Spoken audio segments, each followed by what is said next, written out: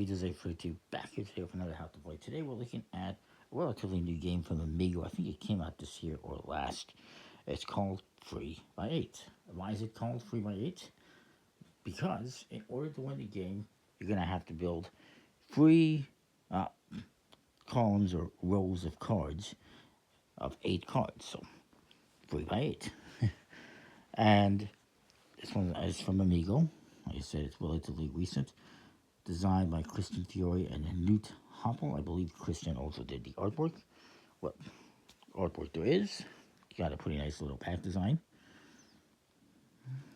And then the cards that you get are just a bunch of cards with numbers on them. There is 110 cards, numbers 0 through 109. 10 cards in each of 11 colors. The colors aren't too important. Well, there is some importance, but not too much. And there's also 10 of these blocker cards. And I'll get to how those work in a bit. So what you're going to do is you're going to shuffle up the whole deck. And we're going to put out 3 cards to make a card pool. And then everyone's going to get 4 cards. It's a 2 to 4 player game. I'm going to push these back a little bit here.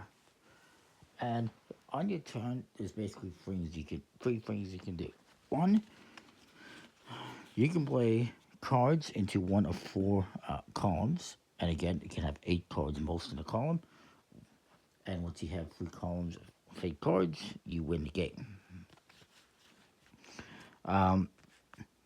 When you play cards into a column, you can play 1, or you can play more than 1. When you play more than 1, they have to be the same color. So for instance, I could either play this 23, or I can play, if I want, I can play this 30 and the 31. You're always going to go in an ascending order. It doesn't have to be numerically in order, like you don't have to go 30, 31, 32, 33, 34. It just has to go ascending. The values don't matter. Like it doesn't have to go in numerical order. The values don't matter too much outside of that. Once you play your cards, you can draw back up to 4, either from these cards from the top of the deck or a combination of both of them. So maybe I take these 2 cards and we refill this little market. Then the next player is going to go. They're going to have the same options. So maybe they play... Now, they can't play a 59 and a 63 because they're different colors, but they could play just 1 if they wanted to. Or they could play the 63 and the 69. Maybe they just play 1, and then they draw 1 card. Then it comes back to me. And I'm going to play, maybe I play 87, 88. And I draw back up. So those are the kind of things you can do on your turn. So 3 things you can do. You can either play number cards, you can also increase your hand size, or you can play one of these blocker cards. Now, to increase your hand size, what you're going to do is, if you don't want to play any cards from your hand, maybe this guy looks at his hand and is like, I don't know if I should play anything. What you can do is you can discard all 3 of these cards, replenish, and then that's your turn, and then you get to draw a card at the end of your turn. So maybe he draws this one blindly. Ooh. So that's another thing you can do. So you either play 1 or more cards. If you play more than 1 card, they have to be the same color. And when you play, they have to be in an ascending order.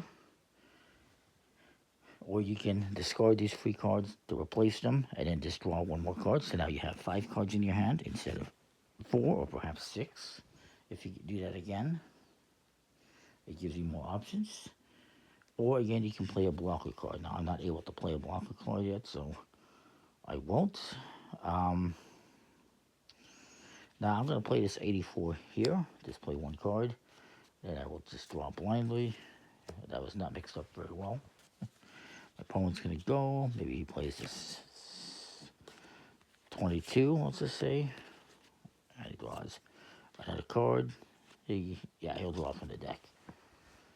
Another thing you can do is if you want to, on your turn, you can move cards around from one pile to another, just like that. It doesn't have to be the same color, as long as it's a higher number. Just kind of like solitaire, if you will. But then I'm also going to play a card on my turn, so I guess I'll play the 15. And I'll draw, yeah, I'll draw from here. So yeah, you keep going back and forth. Let me see, he needs that or that. He's going to play, maybe he plays this 12 here, and then he draws the 41, replenish. So how the blocker cards work is they got two different sides to them. You have to play this on whatever color. And you play this on your opponent, and it's going to block my opponent from playing any cards of these colors, these numbers, so they can't play anything yellow, green, or orange on this 12. And what you do is you slide this under here. And so now they would have to play something else on the turn. And I'm just going to draw back up. I'm going to draw this one, the replenish. Now, if they want to get rid of that, remember we're going ascending here, they could play this 41 on there. And then they get rid of this card. You just discard it. Actually, you take it right out of the game. And so now they've jumped from 12 to 41 because they couldn't play anything in the 10s, 20s, or 30s. So they were limited. That's what a blocker card does. It blocks that player from playing any of these cards on there. But they've removed it. Now, I believe as well, if I recall correctly,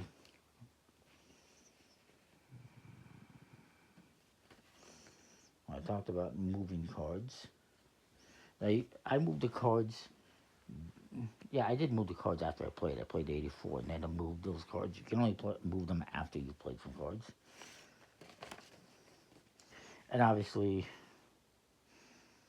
you can't, stick anything between existing cards.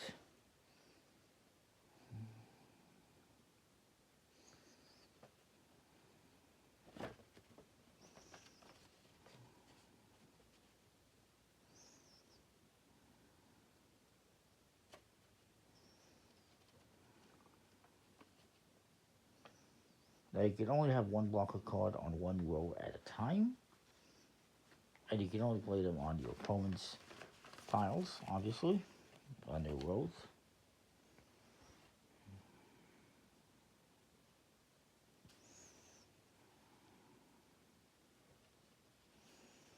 And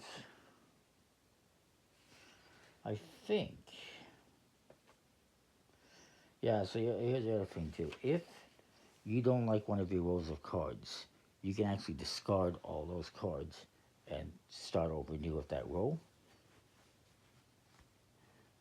Including if it has a blocker card. So if this guy wanted to, he could have discarded that row with that blocker card instead of playing a card to get rid of the blocker. That's another option you have. So if you don't like a row, you get rid of it. To point out, you can only have up to 4 rows at a time. And once free or complete, you win the game. Now, if this draw pile ever runs out, you can shuffle up the discard and turn it into a new draw pile. But I believe the blocker cards get discarded separately, if I recall correctly.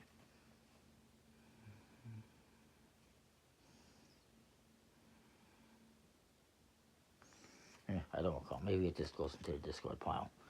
So, eventually, let's say I play these free. Let's say I played these ones. Let's say eventually I have three. Let's just say I had this card as well.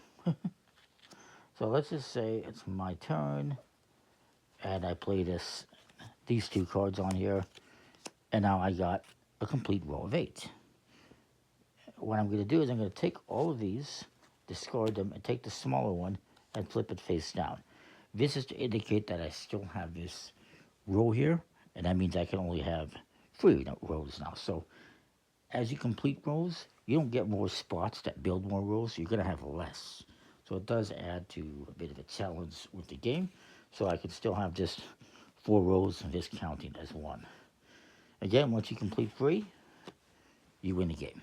So 3 rows of 8 cards in ascending order. Sounds pretty easy.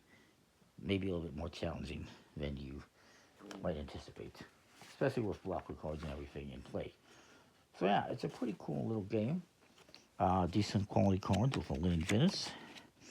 Simple artwork. I do like that they do have a pattern to them on the front, just like the back. And they're also different, so that if you have colorblind problems, you can distinguish each color. So that's cool. It's important because it is about the colors in this game. Anyway, that is 3x8. It's not available in English. I had to point out the rules. And it's a little hard to find since it is a European release. But you can find it on a European card shop or perhaps on Board Game Geek. Anyways, that is that. We'll see you next time. Thanks for watching.